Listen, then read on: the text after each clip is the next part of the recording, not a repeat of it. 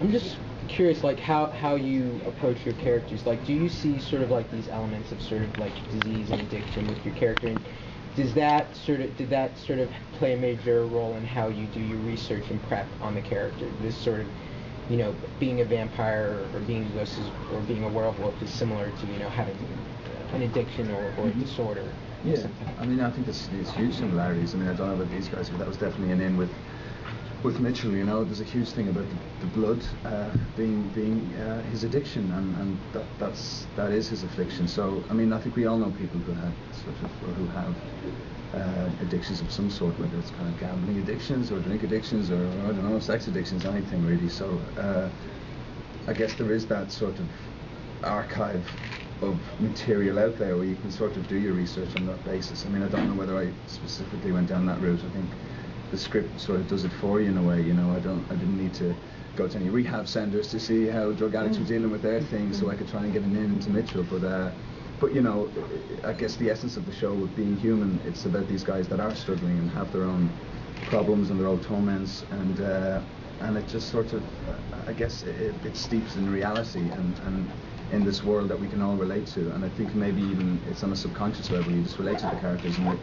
you feel this empathy for them because they're going through what they are. So yeah, I don't know, for me personally, it just made it easier. There's always something about playing a character that's struggling with something, and as soon as you can relate to them in some way, it's an in, and you can begin to understand where they're coming from. And everybody has troubles, everyone has their own things, whether they want to admit it or not. So yeah, I don't know. I guess it made it easier. I mean, it made it easier to understand them. Yeah, for me personally. It comes in the writing. I mean, the writing's really good. I don't know. Tovey said when he first wrote the show, the concept originally was someone had anger problems, someone had very low self-esteem, and someone who was a sex addict. And he was writing it, and nothing was really coming up. And he said, "Well, I'll tell you what, I'm going to make him a werewolf, him a vampire, and a ghost." And suddenly it all came to life. So it's rooted in these these addictions that they have, these problems that they carry. So that's kind of there anyway, deep-rooted subconsciously, and you can sort of bring that out. Mm-hmm. And I think also there's only so much research you can do when you're playing a supernatural. Yeah, you just read what I'm doing. You can't do field work. But I think what's really lovely about our characters is they're not good at it yet. Well, especially for Annie, she doesn't know what it is to be a ghost. So for me, it was as Annie goes on the journey, I was going on the journey. She doesn't know how she got there even. I didn't know filming the first 3 episodes how Annie died, and so it was a real reveal to me just so much as it was to the audience. So I actually get to go on the journey with Annie and realise that, okay, what does it mean to be a ghost? No one can see me. How does that impact me? How do I feel? And it's just as disorientated as Annie is. I didn't know really. How do I play a ghost? How do I? And like Aidan said, it's all rooted in such real things. You just tap into the reality of it. You try and relate to the reality of it, and then the supernatural thing is the thing that we don't actually know how to do. We don't know how to do it. It's not celebrated. The supernatural element isn't celebrated. That's why so many people connect with the show, not in us three, because it's like with the vampire world, but not in our characters. But why people connect is it's based on a human level. It's just people struggling with life. So why we so don't many know people? How to do it. So you have sci-fi fans involved because of the supernatural element, but because there's heart in all of us struggling as human beings. Flatshare, 3 people young. There's so many people who get in, and understand it. And we're like the Spice Girls. There's one of us for everyone. You were the only actor who returned from the pilot to play your character again.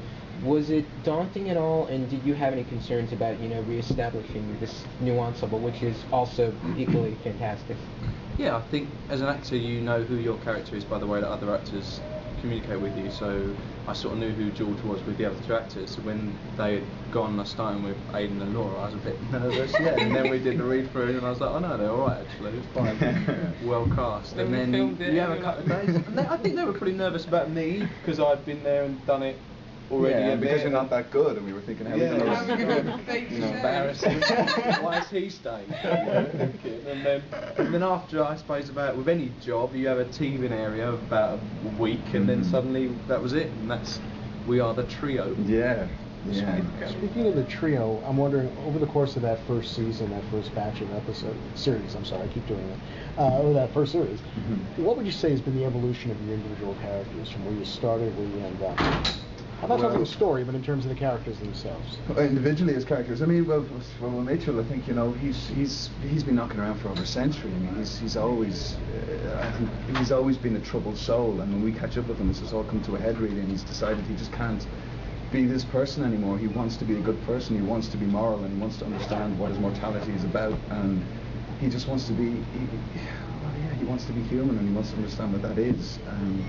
So when we meet up with Mitchell, he's dealing with that from the beginning, and I guess I don't know whether he'll ever have any answers. It's always going to be a really slow progress, you know. I don't think it's something where the penny will drop and you go, right, I get it now, I understand what it is. I think he'll always, like any addict again, it'll always be hanging there with him. So I just think he's on like a journey of greater understanding, you know. I think the more he learns about himself and learns about how what he does has affected so many people and how it's affected them, I think he'll grow, and it's such a almost boring, slow process for Mitchell, you know. So there's no quick and easy answers. So it's a hard grind, you know. But he just lives in the moment. Mitchell. He lives in the moment. Day at a time. There's no, because he's lived for so long. I suppose you don't really look to the future. You just get on with your day. And you deal with what you've got. Exactly. Yeah. So he's in it for the long haul. Because you know you're alive forever, as is the ghost, whereas George is human, apart from one day. What do you want me to do? Lift it up? No, I want you to take it off. So if you They'll kick you out of the event. I'm very proud of that. Ruined his day. I'm sorry. That's fine. All right. That's it.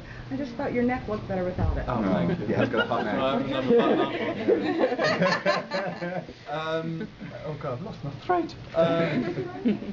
So George is human. So George is like a werewolf once a month when there's a full moon. So the rest of the time he's a human being, and these two are going to live forever, and he's going to die.